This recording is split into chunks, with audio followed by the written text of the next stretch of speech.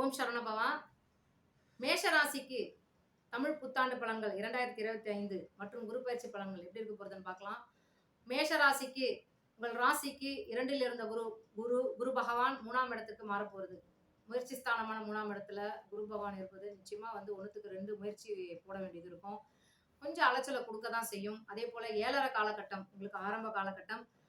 விரய சனியாக சனி பகவான் பிரவேசம் பண்ணியிருக்காரு. ஒரு மார்ச் மாதம் கடைசியில வந்து உங்க ராசிக்கு 12ஆம் இடத்துக்கு வந்துட்டாரு.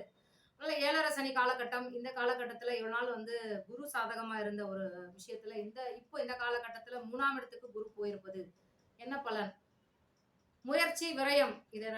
முயற்சி விரயம். நீங்க முயற்சி பண்ற ஒரு விஷயம் விரயத்துல தான் போகும் அப்படின்ற ஒரு விஷயம். என்னன்னா திருப்பி திருப்பி ஒரு விஷயத்த செய்வீங்க. ஒரு முடிக்கிற தருணத்துல திருப்பி செய்ய வேண்டிய ஒரு அலைச்சலை வந்து குடுக்கும். அதுக்கு வந்து சனியும் வந்து அதுக்கு ஒரு காரணமா வந்து வரப்போகுது.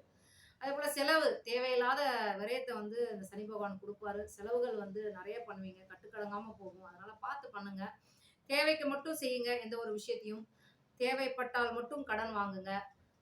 இதெல்லாம் ரொம்ப முக்கியமான ஒரு அமைப்புங்க. இவ்வளோ நாள் வந்து 6ல வந்து கேது இருந்தாரு. இப்போ இந்த காலகட்டத்தில மே மாதத்து போல கேது பகவானும் உங்கள் ராசிக்கு 5ஆம் இடத்துக்கு வரப்போறாரு. 5ல கேது, 11ல ராகு.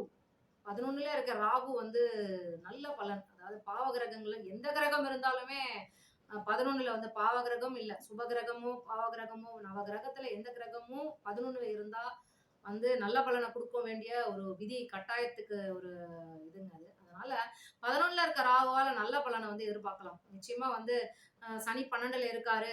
அ குருவானப்பட்டவர் 3ல இருக்காரு. இந்த பயிற்சியெல்லாம் தவிர இந்த ராகு குருவின் பார்வை உங்கள் ராசிக்கு 3ஆம் இடத்தில் இருக்கும் குரு உங்கள் ராசிக்கு 7ஆம் இடமான களத்திரஸ்தானத்தை பார்ப்பது. நிச்சயமா திருமணம் ஆகாதவர்களுக்கு திருமணம் கைக்கூடி வரும். அதே போல கூட்டாளிகள் இருந்த பிரச்சனைகள் பார்ட்னர்ஷிப்ல ஏதாவது ஒரு பிரச்சனை இருந்தது. நண்பர்கள் மத்தியில சில கருத்து வேறுபாடு இருந்தா இந்த காலகட்டத்தில அதெல்லாம் சுமூகமா வந்து பழைய நண்பர்கள்லாம் தேடி வருவாங்க. அதே போல உங்கள் ராசிக்கு 3ல இருந்த குரு உங்கள் ராசிக்கு 9ஆம் இடமான பாக்கியஸ்தானத்தை பார்ப்பது. தந்தையாருக்கு உடல் சுகவீனம் இருந்ததுன்னா அதான் நல்ல தந்தையாருக்கு நல்ல சுப பலனுங்க. மேஷ ராசி நேயர்களுடைய தந்தையாருக்கு நிச்சயமா ஒரு நல்ல சுப பலனை வந்து இந்த குரு பகவான் குடுக்க போறாரு.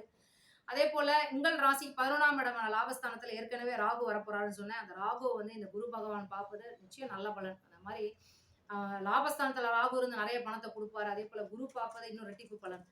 இந்த பலனெல்லாம் இருந்தாலும் இந்த விரயத்துல சனி பகவான் இருக்கிறதுனால செலவுகள வந்து இழுத்து விட்டுருவாரு. அதனால கொஞ்சம் பார்த்து தேவையானா மட்டும் செய்யுங்க. ஒரு விஷயத்த வந்து உங்களுக்கு தேவை, ஒரு வீட கட்டணும், இல்ல அடுத்த மேல ஃப்ளோர் கட்டப் போறோம், இல்ல வீட வந்து சரி செய்யணும், புதுசா ஏதாவது செய்யணும். இந்த மாரி ஏதாவது தேவையில்லாத உதாரணத்துக்காக நான் சொல்றேன். தேவையில்லாத சிந்தனைகள